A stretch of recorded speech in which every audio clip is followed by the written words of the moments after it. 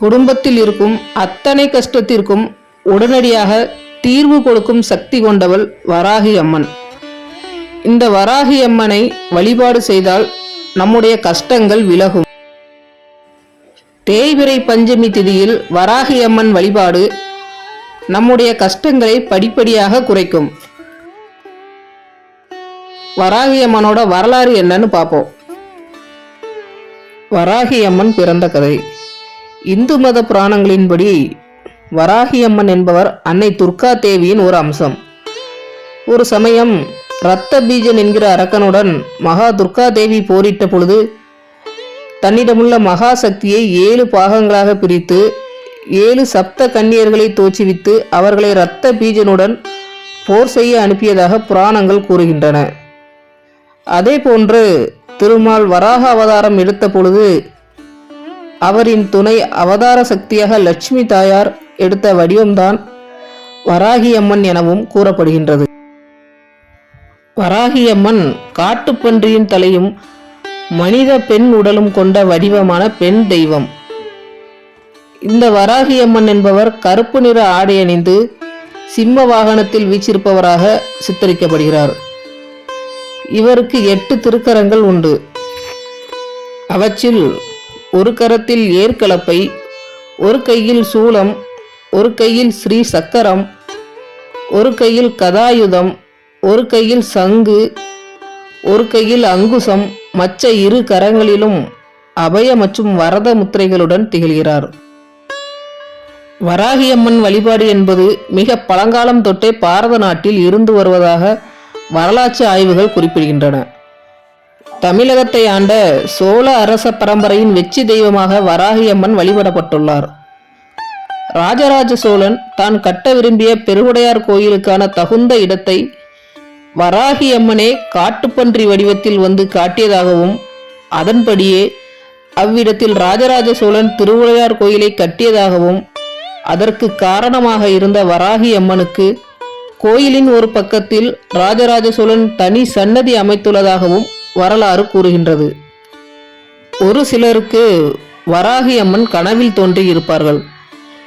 இப்படி வராகி அம்மனை கனவில் காண்பதால் கனவு காணும் நபருக்கு வாழ்க்கையில் தீர்க்க முடியாத பல கஷ்டங்கள் இருப்பதாகவும் அந்த கஷ்டங்கள் அனைத்தும் மிக விரைவிலேயே தீரப்போகின்றது என்பதை அந்த கனவு குறிக்கிறதாக ஆன்மீக பெரியோர்களால் கூறப்படுகிறது. மேலும் அவர்கள் தற்போது வாழ்கின்ற வாழ்க்கையிலிருந்து மேலான நிலைக்கு கூடிய விரைவில் வருவார்கள் என்று அந்த கனவு உணர்த்தக்கூடியதாக இருக்கக்கூடும் எனவும் பெரியோர்கள் கூறுகின்றனர். வராகி அம்மனுக்கு ஒவ்வொரு மாதமும் வருகின்ற வளர்பிறை மற்றும் தேய்பிறை பஞ்சமி திதிகள் உகந்தது. அத்தோடு புரட்டாசி மாதம் வருகின்ற நவராத்திரி நாட்களில் 5வது தினம் வராகி அம்மனுக்குரிய தினமாக இருக்கின்றது. மேலும் ஒவ்வொரு மாதமும் வருகின்ற அஷ்டமி பௌர்ணமி திதிகளும் வராகி அம்மனை வழிபாடு செய்வதற்குரிய சிறந்த தினங்கள். தேய்பிறை பஞ்சமியில் வராகி அம்மனை வணங்க நம் வீட்டில் இருக்கும் பீடைகள் விலகும், நம்மை பிடித்த நோய் நொடிகள் தீரும்.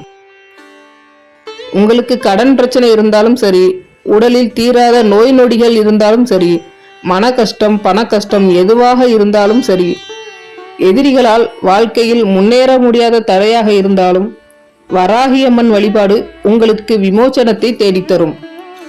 பஞ்சமி திதியன்று வராகி அம்மனை விரதம் இருந்து வழிபடுவது சிறப்பு. பால் பழம் சாப்பிட்டு விரதம் இருக்கலாம். அப்படி இல்லை என்றால் எதுவுமே சாப்பிடாமல் விரதம் இருக்கலாம். முடியாதவர்கள் 3 வேளை உணவு சாப்பிட்டு அசைவம் மட்டும் சாப்பிடாமலும் விரதம் இருக்கலாம். இதில் ஏதும் தவறு இல்லை. வராகி அம்மன் வழிபாடு என்றாலே அதற்கு உகந்த நேரம் மாலை நேரம்தான். ஆகவே மாலை 6 மணிக்கு மேல் உங்களுடைய வீட்டில் வராகி அம்மன் பூஜையை தொடங்கணும்.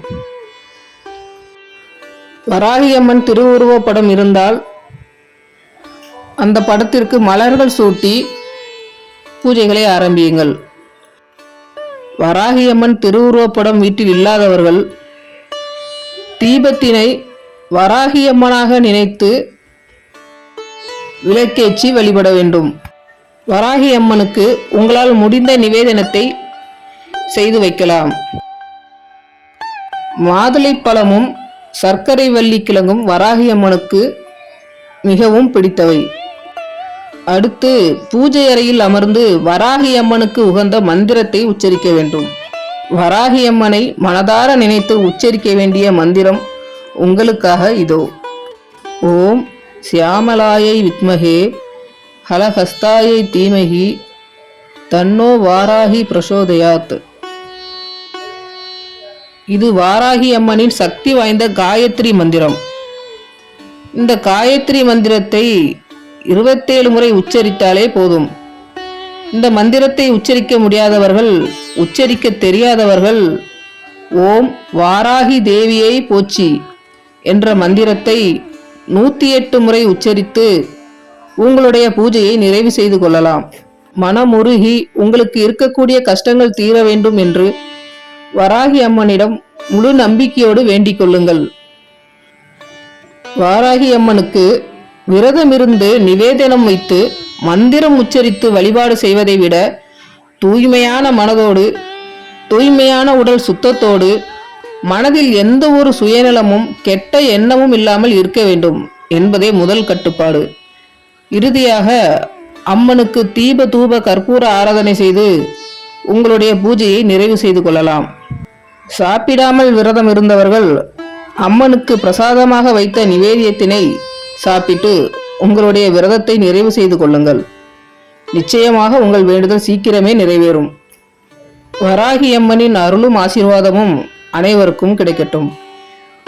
வராகி அம்மனை பற்றி இந்த ஆன்மீக தகவல்கள் உங்களுக்கு பிடிச்சிருந்தா லைக் பண்ணுங்க, இந்த சேனலை சப்ஸ்கிரைப் பண்ணுங்க.